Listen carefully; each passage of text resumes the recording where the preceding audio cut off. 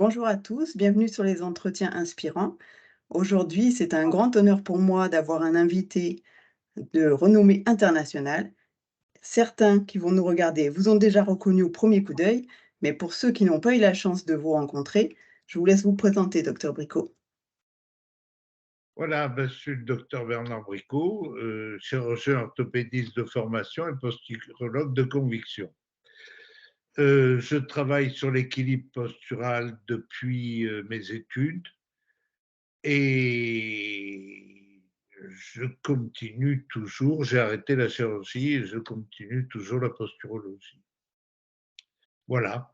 Alors pourquoi j'ai arrêté la chirurgie? Parce que j'en avais marre de traiter des symptômes sans jamais savoir la cause. Hernie discale, intervention, scoliose, intervention. Et que fait-on de la cause? J'avais besoin de chercher la cause. Ouais. Et ça vient d'un médecin que j'avais connu au cours de mes études et qui m'avait dit, c'est le docteur Nougier, qui m'avait dit, tu sais, Bricot, en médecine, on traite toujours les symptômes et jamais les causes. Et cette phrase a marqué toutes mes études. Toujours la recherche de la cause. Ouais. Et c'est vrai que si on regarde un petit peu la médecine telle qu'elle est pratiquée aujourd'hui, euh, les rendez-vous sont de plus en plus courts quand on va chez un généraliste et souvent c'est: «Bon, vous avez quoi comme symptôme? OK, prenez ça». Et Oui, je je veux pas comprends la frustration. je suis pas là pour ça, mais il faudrait quand même qu'ils se réveillent un peu. Mmh. J'ai vu passer vos messages à ce sujet. Qu'ils se réveillent, qu'on s'affranchisse du symptôme pour s'intéresser aux causes. Et ça fait partie de la prévention d'ailleurs, qui devrait être la médecine du futur. J'espère que ça sera la médecine du futur parce Les que archaïques de c l'enfance, personne s'en soucie. ouais, mmh, Les blessures de l'enfance, personne s'en soucie. mmh, Voilà. Donc il faut vraiment maintenant travailler là-dessus. ouais, Et là, je vais faire un cours aussi. Alors, pour ceux que ça intéresse, c'est en Polynésie. Ils peuvent le passer en frais parce que c'est quelque chose qui n'a jamais été fait en France. C'est le traitement des causes, c'est-à-dire de trouver les causes des causes. On sait que d'accord. la myopie provoque un plan scapulaire antérieur. Pourquoi a-t-on une myopie? Mmh mh. Est-ce qu'un cours qui provoque un plan scapulaire antérieur ne peut pas induire une myopie? Voilà, c'est les D'accord. questions qu'on se pose actuellement, de toujours tomber sur les causes des causes. On s'est aperçu, par exemple, les cicatrices provoquent des troubles de l'occlusion, les cicatrices du visage ou du cuir chevelu. Ouais. Voilà. On s'est aperçu que des réflexes archaïques non intégrés pouvaient être à la base de jambes courtes ou de pieds valgus ou de pieds varus. Il faut chercher les causes des causes. Je vois que vous êtes toujours dans cette dynamique d'aller toujours plus loin dans vos recherches et c'est génial. Oui, oui. Et qu'est-ce qui vous a donné l'idée de la posturologie au départ? Ben, au départ, c'est que j'ai travaillé beaucoup en auriculothérapie, en auriculomédecine, et j'ai rencontré Bourdiol, qui pour la première fois traitait le pied différemment en mettant des mini-reliefs sous les pieds pour enclencher des reliefs de correction et pas se servir d'un emplâtre qui n'a pour effet que de faire fondre les muscles. Mmh mh. Donc, c'est la première chose qui m'a intéressé. Et à l'aide du pouls radial, j'ai pu retrouver les zones qui stimulaient sous le pied. Je les ai stimulées différemment, mais je les ai stimulées aussi. Voilà. Donc, c'est parti des travaux de Bordiol au départ sur le pied. D'accord. Et après Pour vous avez, ajouté les travaux de Jean-Pierre Roll, non, dans vos réflexions, oui, c'est ça? Hérol qui était un ami. D'accord, Et on est martyrisé par le fait qu'il ne soit plus là. je comprends. Ouais. Voilà. Mmh. Vous voulez décrire un petit peu ces travaux pour les gens qui sont pas posturologues, qui nous écoutent pour, Les donner une travaux de petite idée? Oui, il s'est aperçu que si on faisait vibrer la peau du pied, parce qu'au départ, il a fait vibrer le tendon d'Achille et le tibialis antérieur, il s'est aperçu que ça modifiait la posture. Ça a d'ailleurs été fait dans la station Mir, cette expérimentation. D'accord. Voilà. Et alors après, un jour, on était en avion, on lui a dit, mais si tu faisais vibrer la peau du pied, il me dit, c'est en préparation.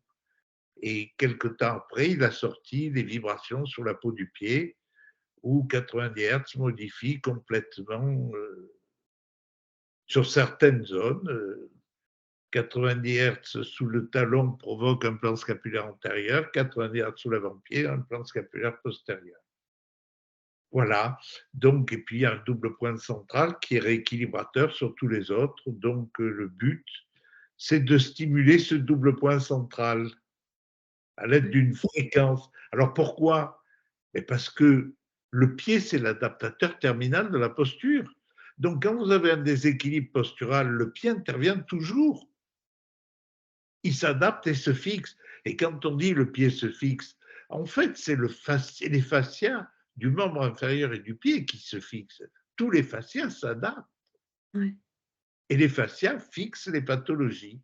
Voilà pourquoi on se sert de semelles de recalibration posturale qui ont un effet antigravitaire. Ça a été démontré par notre ami Fimiani, un effet antigravitaire de la semelle qui permet de réintégrer des réflexes archaïques quand on les a au pied et qui permet surtout de passer au-dessus de l'adaptation fixée des fascias.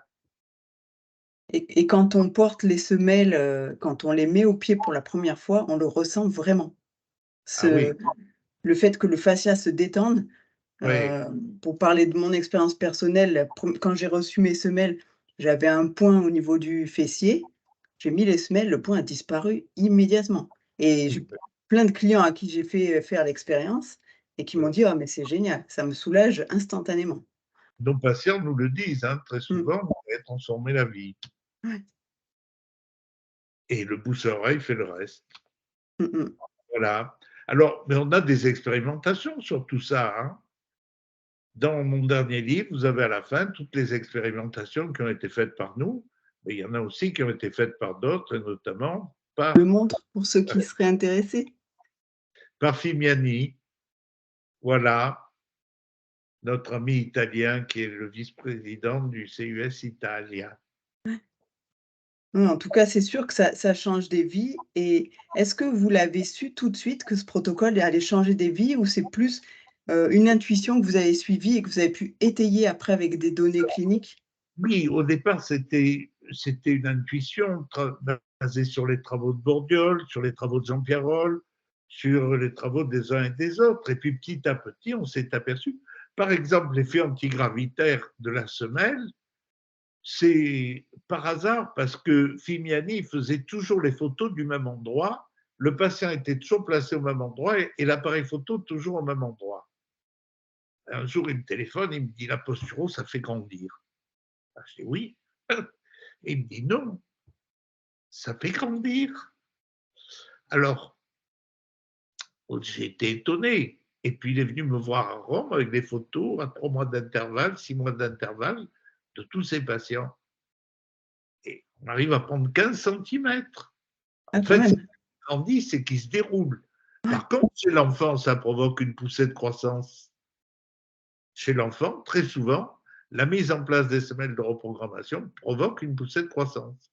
Et c'est là qu'on a compris pourquoi il fallait réintégrer les réflexes archaïques, les semelles au pied. Alors, je vais vous dire, il y a des tas de gens qui essayent de copier le CUS actuellement, Je hein, sais, ouais. un peu partout.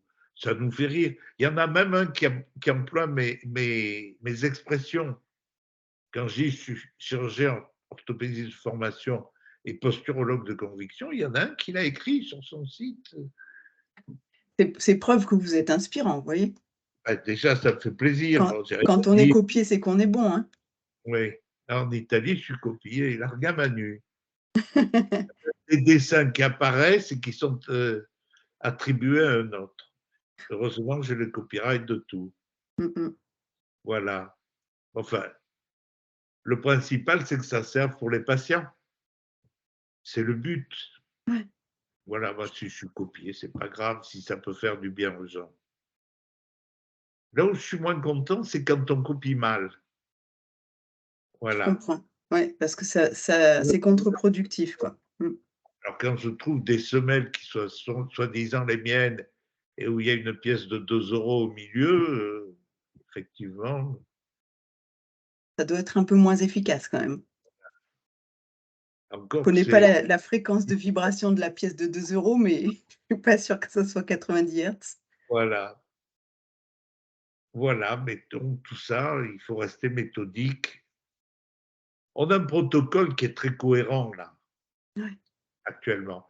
Mmh mh. Surtout depuis qu'on a rajouté toute la partie psycho-émotionnelle. Mmh. Voilà. C'est vrai que c'est important et moi, avec ma petite expérience de la posturologie, je vois que le, l'étape où on discute avec le client est essentielle pour Oui, comprendre de quoi il souffre, pas seulement physiquement, mais parfois aussi psychologiquement oui, oui, et oui, et comprendre à quel point il est prêt à s'investir aussi dans son traitement. oui, oui. Et oui, le problème, c'est le suivi. Mmh. Il faut qu'ils soient motivés pour faire ce traitement. Ouais. C'est vrai que c'est contraignant de mettre les semelles dès qu'on se lève et de les enlever le soir quand on est assis dans le lit, mais c'est la seule façon. Si vous les enlevez 10 minutes avant, vous dormez 8 heures dans votre mauvais schéma. Mmh. Vous les enlevez quand vous êtes assis dans le lit, vous dormez 8 heures dans votre schéma corrigé. Ouais. D'où l'intérêt de les enlever vraiment quand on est dans le lit. Mmh. C'est le point que j'ai bien retenu de ma formation et que j'explique à tous les clients. C'est le point crucial, quoi Oui, et que même s'ils se lèvent la nuit pour faire pipi, ils doivent remettre les semelles. tout à fait. Mmh mh. Pour éteindre la lumière, ils doivent remettre les semelles. Ouais. Ça évite de dormir le reste de la nuit dans son mauvais schéma. Ouais. Surtout les Mmh mh. premières fois, hein. Après, Mmh au bout mh. de temps, ça résiste un peu plus. Mmh. Et comment est-ce que vous avez pris la décision, du coup, d'arrêter complètement la chirurgie pour vous consacrer pleinement à la posturologie? Parce que c'est Bah, pas forcément une décision facile, parce que chirurgien, il y a un certain oui, oui, statut oui. social, une reconnaissance et cetera. Oui, oui, bah, je faisais de plus en plus des médecines alternatives et toujours ce besoin quand on me disait: «Mais pourquoi ma fille a une scoliose? Pourquoi j'ai une hernie discale?» En dehors des fadaises habituelles, on ne savait pas que répondre. Je me suis dit: «Il faudra qu'un jour on ait l'explication». Mmh. Maintenant, là, les inégalités de longueur des membres inférieurs pour l'hernie discale, 84 dans les Ah oui. hernies discales. Mmh mh. Personne ne les voit. J'ai vu le fils d'un toubib il y a 3 jours. Il avait 1 centimètre de raccourcissement à gauche. J'ai fait une photo. Il me dit: «Mais ça se voit comme le nez au milieu de la figure. Pourquoi on ne me l'a pas dit?» Mmh. Qu'est-ce que vous voulez répondre à ça?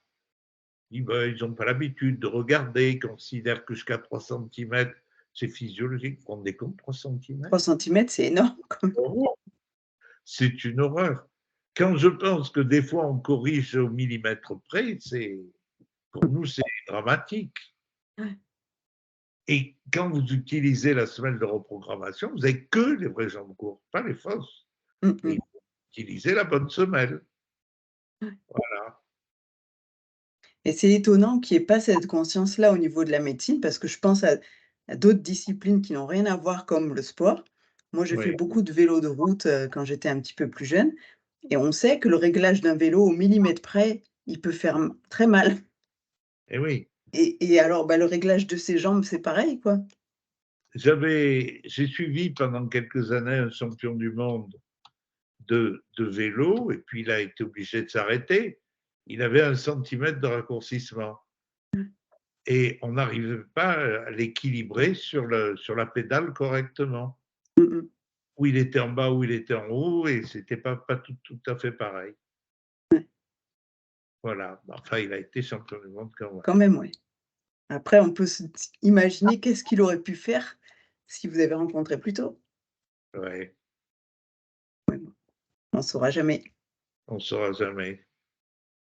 Donc, si je comprends bien, c'était finalement, si je peux parler de mission de vie, vous aviez cette mission en vous de traiter les causes et de faire savoir au monde qu'il y avait une possibilité de comprendre d'où venaient tous ces mots et ça a été plus fort que la carrière de chirurgien à laquelle vous étiez destiné au départ. Oui, oui, oui. Oui, oui.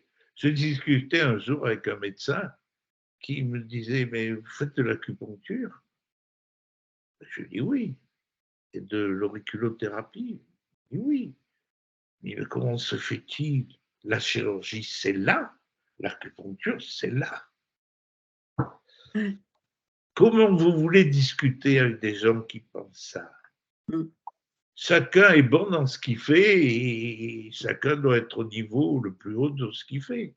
Voilà, moi, je ne me retrouvais plus dans la chirurgie, j'ai arrêté la chirurgie. Ça m'a Mmh. coûté un peu au départ.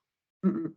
J'aimais bien opérer les hernies discales, les spondylolisthésis, les pathologies de ce type. Mais ça demandait de surveiller le patient post-opératoire. Souvent, j'étais en déplacement. Alors, je le faisais surveiller par des confrères. Moi, ça ne collait plus. Je n'étais plus en adéquation avec la chirurgie vertébrale. Ouais. Donc, je me suis reconverti dans là où c'était le plus utile, la posturologie. Mmh mh. Et à quel moment vous vous êtes dit que c'était quelque chose qu'il vous fallait partager plus largement et enseigner du coup via le CIES? Ah oui, ben ça, dès le début, j'enseignais déjà avant l'auriculothérapie et l'auriculomédecine. J'enseignais aux externes qui préparaient l'internat. Donc, j'ai toujours aimé enseigner et partager, toujours avec un seul but, le patient. Au plus il y a de gens formés, au plus il y aura de patients bien soignés. Mmh mh. Ce qui ne veut pas dire que le reste soigne mal, mais il vaut mieux traiter les causes que les symptômes. Ouais. Et c'est vrai qu'informer, c'est important. Enfin, je pense qu'il y a le côté positif de ce qui se passe aujourd'hui avec les réseaux sociaux et cette Oui, facilité qu'on peut avoir à communiquer. Alors certes, ça laisse la place à tout et n'importe quoi, mais oui, ça permet aussi à des gens comme vous qui portent des messages forts de les faire circuler plus facilement aussi. bien sûr, bien sûr. Et là, on est en train de travailler là-dessus au sein du CES pour Ouais. communiquer mieux. Mmh mh.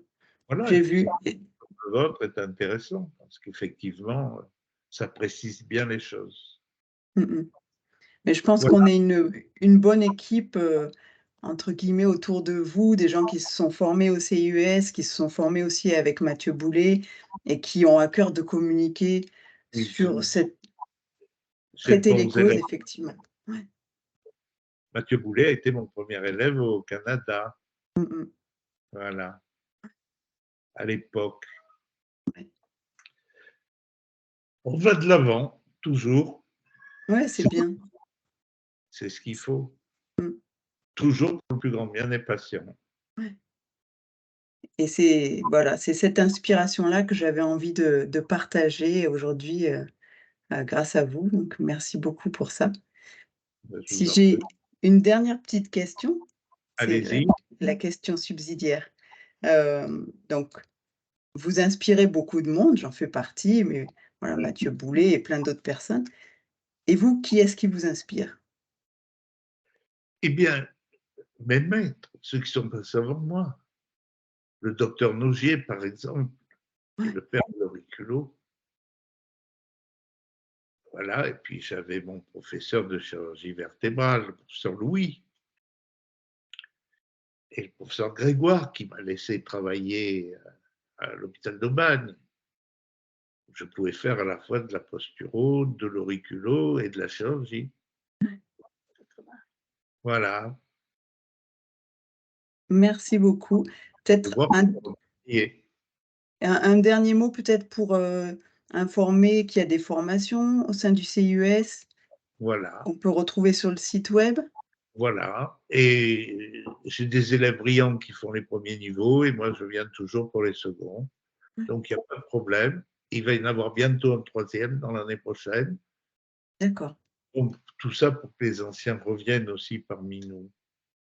C'est toujours Mmh, bien d'en faire, il y a des tas de nouveautés. ouais.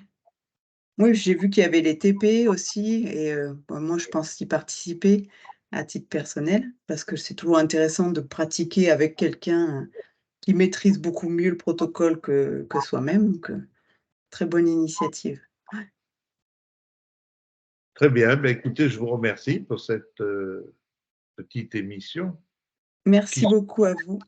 va porter ses fruits. Mais j'espère bien. L'idée est de vous faire connaître à des gens qui sont pas dans ce milieu et puis ça va aussi les faire réfléchir s'ils ont des douleurs ou des des maux, chroniques, qu'il y a peut-être d'autres solutions que celles qu'ils ont essayées jusqu'à présent. Ben, bien sûr, voilà, Merci beaucoup, docteur Bricot. Je mettrai toutes les références, en description de la vidéo pour les gens qui veulent se former ou qui veulent tout à fait. s'informer. Et puis je remonte votre livre pour les personnes qui veulent rentrer un peu plus dans les détails, c'est la Bible, hein. C'est vrai que je pensais que le deuxième tome serait plus facile à écrire que le premier. Il m'a demandé autant de temps. Mais quand je dis c'est la Bible, vous savez, j'exagère pas, hein, c'est on retrouve toute la formation et le lire après avoir fait la formation, ça permet vraiment de se fixer les idées, d'y Eh bien, revenir quand on a des cas complexes et c'est génial. merci mille fois. Merci à vous, je vous souhaite un bon week-end et Merci, puis au plaisir de vous recroiser sur une formation. bien sûr. À très Bonsoir. bientôt. Au revoir. Au revoir.